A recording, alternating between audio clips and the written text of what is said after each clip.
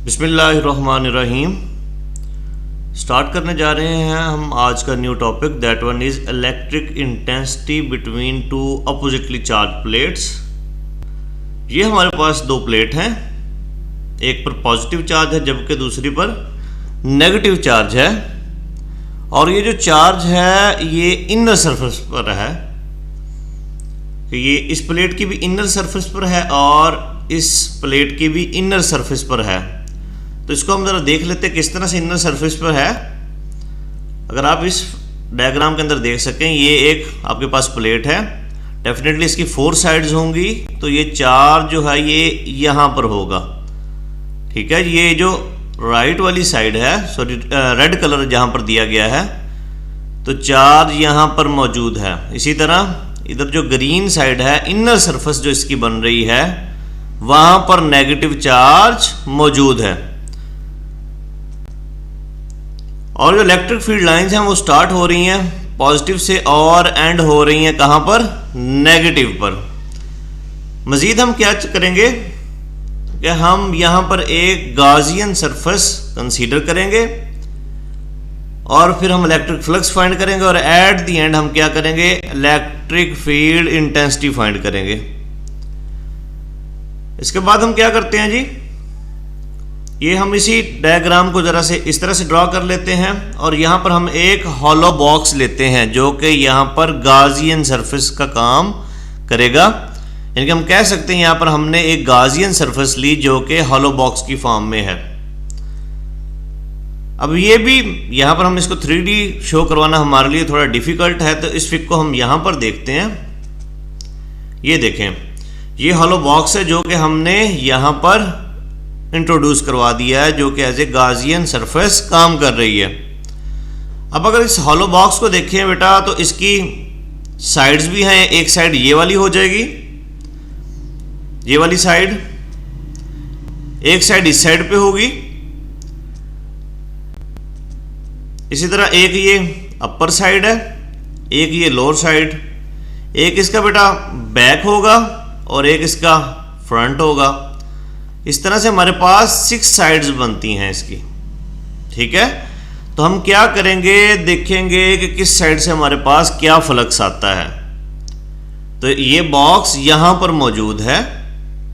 ठीक है, अब इन साइड्स को देखेंगे एंड देन हम इसका इलेक्ट्रिक फ्लक्स फाइंड करेंगे।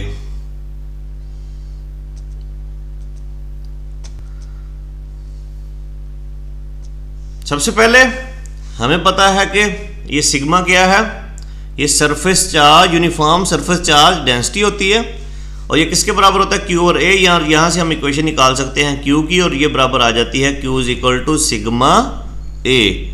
और ये ए क्या है? ये सरफेस एरिया है और क्यू क्या है? हमारे पास चार्ज है। अब इस गॉसियन सरफेस को लेते हुए हम इलेक्ट्रिक फ्लक्स फाइंड करते हैं। तो ये थी हमारे पास गॉसियन सरफेस। उम्मीद है आपको ये समझ आ गई होगी, हॉलो बॉक्स की फॉर्म में है, इसकी 6 साइड्स बनती हैं। तो अब हम देखते हैं कि फ्लक्स साइड्स में से क्या होगा, यानी कि ये वाली साइड है और ये वाली साइड है। ठीक है, इसको समझने के लिए हम दोबारा अपनी ये इस वाली फिक को देखते हैं, ये वाली। इसमें ये हमारे पास, यानी कि अब हम फाइंड करने जा रहे हैं इलेक्ट्रिक फ्लक्स इस साइड से और इस साइड से। मैं इसको यहाँ पर आपको शो भी करवा देता हूँ। हम इस वाली साइड से और इस वाली साइड से फ्लक्स फाइंड करने जा रहे हैं। अब यहाँ पर आपने एक चीज़ अंडरस्टैंड करनी है कि इलेक्ट्रिक फ्लक्स जो है वो होता है डॉट प्रोडक्ट किसका? इलेक्ट्रिक फील्ड इंटेंसिटी और वेक्टर एरिया ए। अब फील्ड की जो डायरेक्शन है वो तो आपके पास इस तरह से है, ये देखें, ये मैं एरो से शो करवा रहा हूँ। लेकिन जो वेक्टर एरिया है, साइड्स की बात करें, तो वो आपके पास उसकी डायरेक्शन इस तरह से है, नॉर्मल। ठीक है, तो इन दोनों के दरमियान क्या एंगल बन रहा है जी? 90 डिग्री। तो हम यहां से कह सकते हैं कि इलेक्ट्रिक फ्लक्स साइड्स की वजह से क्या होगा? 0 होगा, क्योंकि cos 90 की वैल्यू क्या होती है? 0। तो सारा कुछ क्या हो जाएगा? 0। इसी तरह इस साइड को भी आप देखें, यहाँ पर वेक्टर एरिया इस तरह से होगा।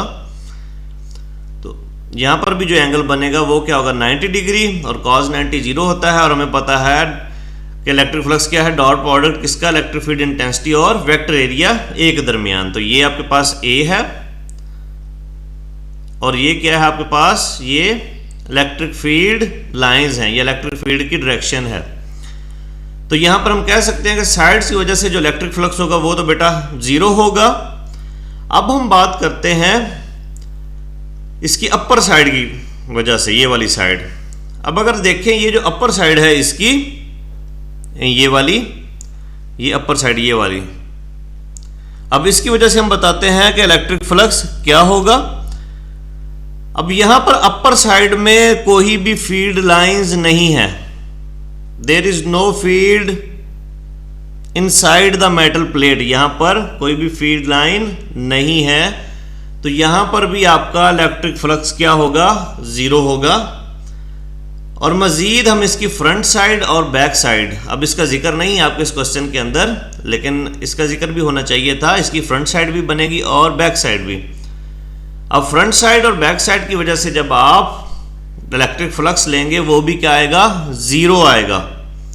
क्यों? क्योंकि आपके पास फील्ड लाइंस, अगर बैक साइड की हम बात करें, फील्ड लाइंस की डायरेक्शन है ये ऐसे। अब बैक साइड का जब वेक्टर एरिया ए लेंगे उसकी डायरेक्शन बनेगी ये वाली। अब इन दोनों के दरमियान भी एंगल क्या बनेगा, 90 डिग्री। जब 90 डिग्री बनेगा तो इलेक्ट्रिक फ्लक्स क्या होगा, जीरो, क्योंकि cos 90 की वैल्यू क्या होती है, जीरो। इस तरह जब फ्रंट साइड का लेंगे इलेक्ट्रिक फ्लक्स वो भी क्या आएगा, जीरो, क्योंकि ई और ए के दरमियान एंगल बनेगा 90 डिग्री।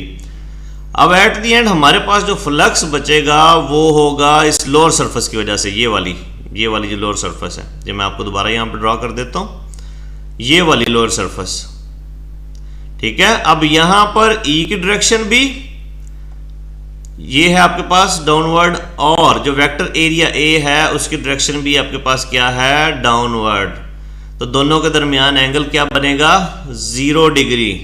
जब 0 डिग्री बनेगा तो हमें पता है cos 0 की वैल्यू क्या होती है, 1। तो यहां पर हमारे पास इलेक्ट्रिक फ्लक्स की कोई ना कोई वैल्यू आएगी, यानी कि इस सरफेस से जब हम इस सरफेस की बात करेंगे, ये लोअर सरफेस, तो यहां पर इलेक्ट्रिक फ्लक्स की वैल्यू हमारे पास आएगी। अब उसको देख लेते हैं हम, वो हमारे पास क्या आती है। ये हमारे पास total flux through lower surface of the box E dot A cos 0 degree, यानी कि इस साइड की हम बात कर रहे हैं, ये वाली जो है इसकी बात कर रहे हैं। तो ये आ जाएगा cos 0 वैल्यू पुट करेंगे 1, और ये फाई इज इक्वल टू, यानी कि इलेक्ट्रिक फ्लक्स आ जाएगा किसके बराबर, ई ए। तो जहां तक हमने सरफेसेस में से इलेक्ट्रिक फ्लक्स को फाइंड कर लिया। अब एक दफा से इसको दोबारा देख लेते हैं कि अभी तक हम क्या देख चुके हैं। सबसे पहले हमने क्या किया, ये पैरेलल प्लेट्स ली। अब चार्ज क्या था, इनकी इनर साइड पे था, ठीक है। ये नेगेटिव चार्ज भी इनर साइड पे, ये पॉजिटिव चार्ज भी इनर साइड पे। और इलेक्ट्रिक फील्ड जो स्टार्ट हो रही थी, इलेक्ट्रिक फील्ड लाइंस, वो पॉजिटिव से स्टार्ट हो रही है और एंड हो रही है नेगेटिव पे। फिर हमने सरफेस चार्ज डेंसिटी की बात की, और यहाँ से हम Q निकाल सकते हैं, that one is equal to Q is equal to sigma A. हमने गॉसियन सरफेस ली जो कि हॉलो बॉक्स की फॉर्म में है ये।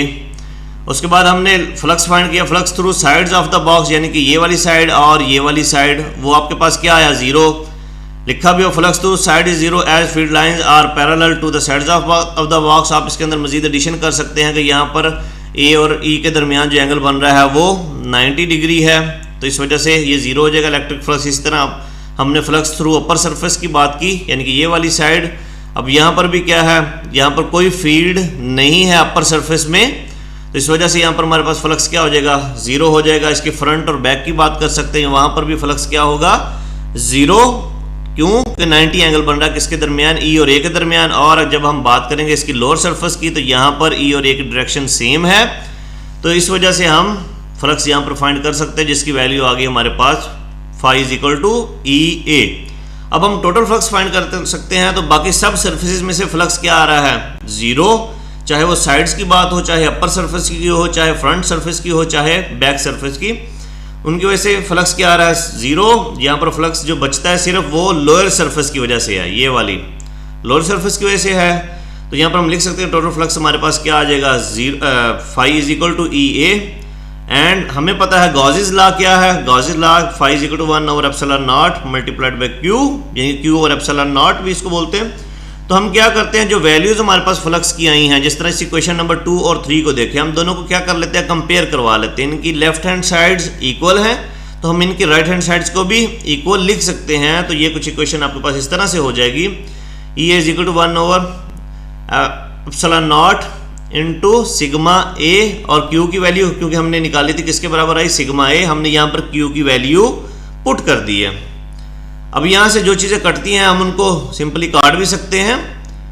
अब इसमें से क्या क्या कट जाएगा, इस ए से, इस वाले ए से ये वाला ए कट जाएगा, तो बाकी हमारे पास क्या बचेगा, E is equal to sigma over epsilon naught, और इसी को वेक्टर फॉर्म में भी लिख सकते हैं, ये आ जाएगा sigma over epsilon naught into R unit vector.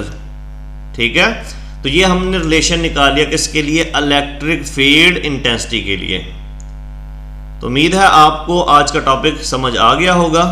शुक्रिया।